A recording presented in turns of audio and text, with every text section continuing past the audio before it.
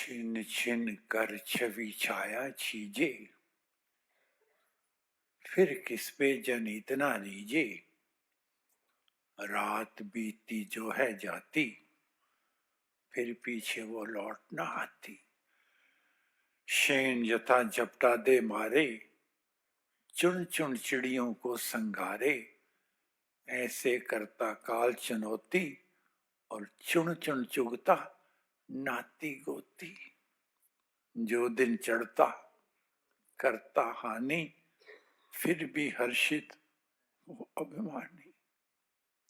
गुरु जी को करिए वंदना, भाव से बारंबार।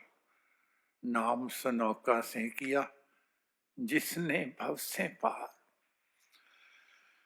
जिंदगी की गाड़ी तो भाई सर पर दौड़ी जा रही है, रुकती नहीं कहीं। जैसे नदी का पानी गया वापस नहीं आता, ऐसे जो दिन चला जाता है वो मुड़ के वापस नहीं आता। इस सफर को रो के काटो, हंस के काटो, बैठ के काटो, लेट के काटो, खड़े होके काटो, रीझ के काटो, खींच के काटो। ये छोटे छोटे खुशी और गमी के जो स्टेशन है, ये याद दिलाते हैं कि एक दिन बड़ा स्टेशन आएगा, जहां की टिकट ली है वहां उतरना होगा। हम लेकिन दुविधा में रहते हैं, चलो ये काम कर लो, वो काम कर लो, वो कर लेंगे, ये हमारे ये झमेले दूर हो जाएं, ये झमेले, ये फर्ज अदायगी हो जाए, फिर कर लेंगे। फिर परमेश्वर का स्मरण ही करना है, बाकी और करना क्या है। पिताजी कहते थे, जब मुंह में दांत नहीं हो गए, राम को हो गया आम मुंह से निकलेगा। छज्जू भगत हर वक्त मन में उनके भाव था, क्योंकि पिछली पूंजी लेकर आए थे कि परमेश्वर का सिमरन करना है मैंने। लेकिन करने लगते फिर कहते, वो बच्चों का काम कर लूं, वो परिवार का काम कर लूं, फलाना धंधा समेट लूं, फलाना धंधा समेट लूं। इसी उलझन में रहते थे। एक दिन सीढ़ियां उतर रहे थे, सेवा करने वाली बहन ऊपर जा रही थी। कई दफा होता आदमी धुन में आ रहा होता है, जब नीचे उतर रहे थे तो रास्ता देने के लिए वो बहन इधर हुई, छज्जू भक्त भी इधर हो गए, वो इधर हुई, वो इधर हो गए, दोनों दफा इधर उधर हुए। उस बहन ने कहा, भगत जी एक तरफ हो जाओ, ये क्या लगा रखी है।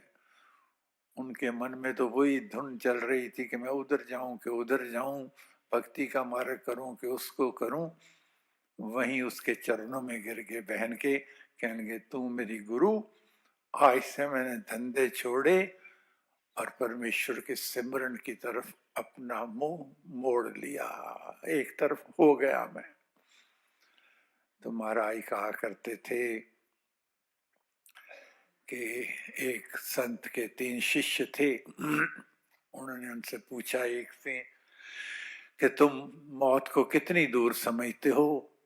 उसने कहा, महाराज आगाह अपनी मौत से कोई बशर नहीं, सामान 100 बरस का, कल की फिक्र नहीं।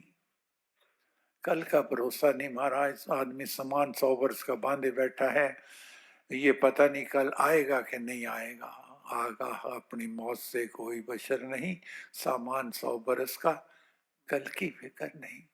दूसरे से पूछा, तू कितनी दूर समझता है।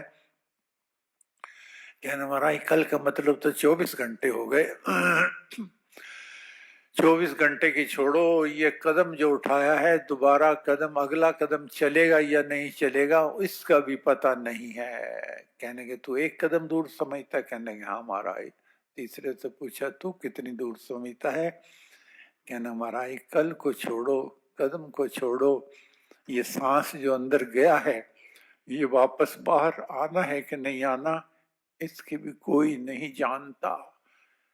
तब कहा है, श्वास श्वास से नाम सिमर, विथा सांस नहीं खोए, ना जाने सांस का फिर आवन होए ना होए। तो मुझे ये कहना है कि परमेश्वर के सिमरण के बिना ना तो कोई रास्ता है, ना कोई सहारा है। बाकी रास्ते अधूरे हैं, सहारे टूटने वाले हैं, छूटने वाले हैं। महाराज से कहा गया था कि महाराज अपनी जिंदगी का सार निचोड़ बताइए, क्योंकि ना तो हम संस्कृत पढ़ सकते हैं, ना वेदों को पढ़ सकते हैं, ना कोई बड़े उपनिषदों को पढ़ सकते हैं, ना हम ज्ञानी हैं, अज्ञान लोग हैं, गृहस्थी लोग हैं, साधारण हैं। हमें जिंदगी का सार, जिंदगी का निचोड़ पते की बात बताइए। तो महाराज ने कहा था, मेरी जिंदगी का निचोड़ सार पते की बात तो एक ही है कि साधो सिमरो नाम को, यही पते की बात। सहज सुगम है योगी रहित विघ्न उत्पात। परमेश्वर के सिमरन के बिना और कोई सहारा नहीं है। अभी ध्रुव का हमने पढ़ा, उसकी माँ ने उठा के फेंका उसको पिता की गोदी से, तो उसकी माँ ने कहा, तू उस गोद में जा जिस गोद से कोई उठा के नहीं फेंकता, और जो पिता अपनी गोद से किसी को दूर नहीं होने देता, हर वक्त उसके आंसू पोंछता ही रहता है। तो मुझे कहना है कि महाराज मिले, महाराज भी वो जिनको परमेश्वर का साक्षात्कार हुआ, और उन्होंने राम नाम का दीपक हमारे घट मंदिर में प्रज्वलित किया और कहा कि मन का है राम नाम का ऐसा, चिंतामणि पारसमणि जैसा। लेकिन किन के लिए?